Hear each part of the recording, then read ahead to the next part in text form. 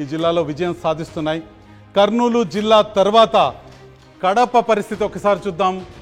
కడప ఆంధ్రప్రదేశ్ ముఖ్యమంత్రి స్వంత జిల్లా. ఇక్కడ పరిస్థితి ఏ విధంగా ఉంటుందో చూద్దాం. కడపలో మొత్తం 10 నియోజకవర్గాలు ఉన్నాయి.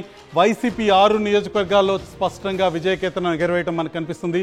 తెలుగుదేశం 2 స్థానాలకు పరిమితం అవుతుంటే జనసేన బీజేపీ చెరొక స్థానంలో విజయం సాధిస్తున్న విషయం మనకు కనిపిస్తుంది.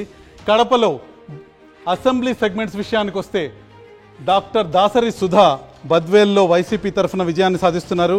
రాజంపేటలో సుగవాసి సుబ్రహ్మణ్యం తెలుగుదేశం పార్టీ తరఫున విజయాన్ని సాధిస్తున్నారు. అంజాద్ బాషా కడప నియోజకవర్గంలో వైసీపీకి విజయాన్ని అందజేస్తున్నారు. రైల్వే కోడూరులో అరవ శ్రీధర్ జనసేన పక్షానికి విజయాన్ని అందజేస్తున్నారు. ఇక రాయచోటిలో గడికోట శ్రీకాంత్ రెడ్డి వైసీపీకి విజయాన్ని అందజేస్తున్నారు. పులివెందుల్లో ముఖ్యమంత్రి వైఎస్ జగన్ విజయాన్ని అందుకోబోతున్నారు. కమలాపురంలో రవీంద్రనాథ్ రెడ్డి వైసీపీకి విజయాన్ని అందజేయబోతున్నారు. జమ్మలమడుగులో ఆదినారాయణ రెడ్డి భారతీయ జనతా పార్టీకి విజయాన్ని అందజేయబోతున్నారు. ప్రొద్దుటూరులో రాచమల్లు శివప్రసాద్ రెడ్డి వైసీపీకి విజయాన్ని అందజేయబోతున్నారు. మైదుకూరులో పుట్టా సుధాకర్ యాదవ్ తెలుగుదేశానికి విజయాన్ని అందజేయబోతున్నారు.